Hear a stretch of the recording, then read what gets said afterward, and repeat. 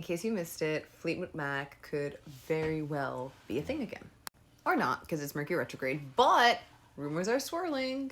Earlier today, on social media, we get word from Stevie and Lindsey Buckingham. So Stevie posts, and if you go forward, Lindsey finishes it, of course, with I'll meet you there. Worth noting, these two met in the late 1960s, which should put this relationship at right around Saturn return territory.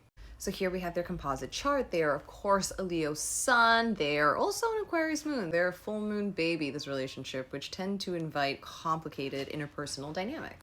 And not only are they a Leo sun, they are a Leo stellium in the third house of communication and social media. When you look closer, oh my god, there's a Mercury retrograde in Leo. And you know what we happen to be going into tonight? Literally in a couple of hours, Mercury is about to station retrograde in Leo, which means this is a very, very resonant period for this relationship. And when you think about third house communication, right, we've also got Pluto. Mercury is stationing on the composite. Pluto talks a lot about our wounding.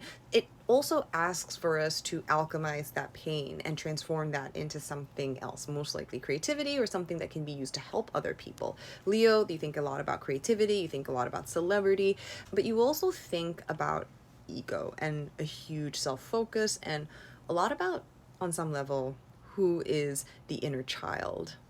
Also worth noting, Mars and the South Node are coming together in Virgo over the weekend. And on some level, we are experiencing the build up to that energy. So Mars rules the proverbial blade. It can imply with the South Node a severing of old ties. It doesn't have to mean the relationship ends, but certainly a chapter of that relationship or a dynamic that has been long standing will now officially, well, hopefully be released.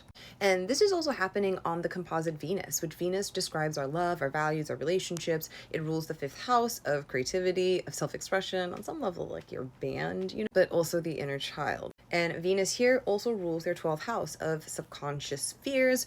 I would also say long-held attachments, especially around relationship dynamics, but maybe also the past.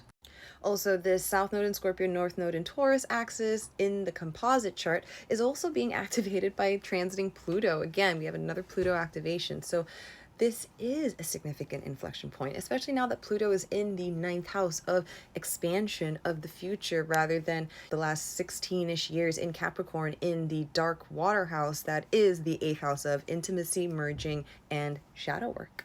With Uranus now in their first house, you might want to expect the unexpected with them, so crossing fingers.